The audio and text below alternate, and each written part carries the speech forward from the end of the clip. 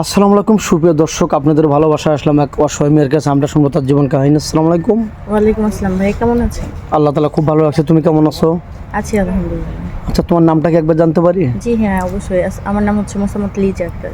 লিজা আক্তার। তোমার ডিস্ট্রিক্ট কোথায়? নওগাঁ জেলা। নওগাঁ জেলা। জি। যাও, তোমার ফ্যামিলিতে কে কে আছেন? আমার ফ্যামিলিতে আছে মা আর ছোট দুটো বোন। আর যাক, তোমার আব্বু? আমার বাবা নেই। তোমার বাবা নাই, মারা গেছে নাকি তোমাদের ছেড়ে চলে গেছে? জি, মারা গেছে। মারা গেছেন। তোমাদের সংসারটা কার উপর নির্ভরশীল? আগে আমি তো গ্রামে থাকতাম, এখন নতুন আসছি ঢাকা। তো আমি গ্রামে যখন ছিলাম তখন একটু টিউশনি করতাম, আর হচ্ছে আমার দাদু আছে, নানু আছে, তারা একটু হেল্প করে, এইভাবে সংসার চলে। ও আচ্ছা, তাহলে তোমার পড়াশোনা কতটুকু? এসেছি। এসেছি, এরপর কি আগ্রহ হয় না যে কলেজে ভর্তি হয়ে পড়াশোনা করি? সামর্থ্য ছিল না, যদিও ইচ্ছে ছিল। ও, তোমার ইচ্ছা ছিল কিন্তু সামর্থ্য ছিল না। জি। এই ভিডিও পাবলিক হচ্ছে, কোনো প্রবাসী ভাই তোমাকে ভালোবেসে যদি বলে যে আমি ওকে বিয়ে করবো না, বাট ওকে আমি একটু সহযোগিতা করতে চাই, তুমি কি গ্রহণ করবে এরকম? জি হ্যাঁ, তাহলে তো ভালোই হয়, এরকম যদি কোনো হৃদয়বান ব্যক্তি থাকে। আর যাই হোক, তোমার উচ্চতা কতটুকু? আমার হচ্ছে তো 5 ফুট 8 ইঞ্চি। 5 ফিট 8 ইঞ্চি, মার্শাল্লাহ, অনেক উচ্চতা। তো যাই হোক, তোমাকে তোমাকে কেউ ভালোবেসে বিয়ে করে বাইরে নিয়ে যেতে চাইলে তোমার কোনো প্রবলেম ফ্যামিলিগত? না, আসলে একটা বিয়ের পর তো তার স্বামীর পরিচয় সবকিছু তো। অবশ্যই। হাজবেন্ড যখন বলবে যে নিয়ে যাবে, তো আমার কি আপত্তি এখানে? তোমার লুক সুন্দর, চেহারা ভালো, অনেক কিউট মেয়ে তুমি।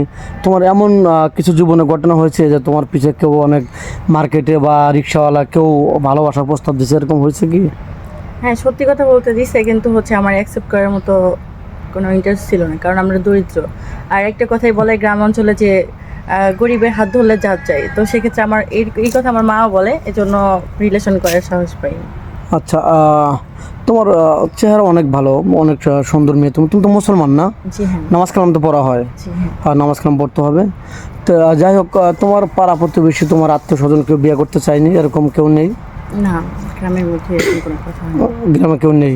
তো যাই হোক, কোনো প্রবাসী ভাই বা বাংলাদেশে কোনো ভাই এই ভিডিও দেখে তার বউ অসুস্থ বা ছেড়ে চলে গেছে পরকে করে, এরকম মেন তোমাকে বিয়ে করতে চায়, তোমার কোনো প্রবলেম হবে? জি না। কোনো প্রবলেম হবে না।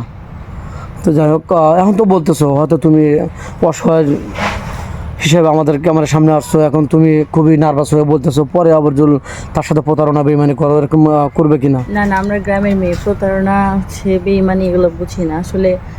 মূলত এখানে আসার উদ্দেশ্য একটাই, যে ভালো মনের একটা মানুষ যে আমাকে বুঝবে, আর আমিও আমার সবটা দিয়ে চেষ্টা করবো তাকে ভালো রাখার। একটা সংসার ছাড়া একটা মেয়ে মানুষের জীবনে আর কি আছে, সে যদি প্রধানমন্ত্রী হয়।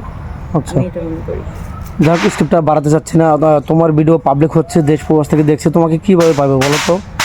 আমার তো নিজস্ব কোনো ফোন নাই, সো যদি কেউ যোগাযোগ করতে চায় তো আপনাদের মাধ্যমে যোগাযোগ করতে।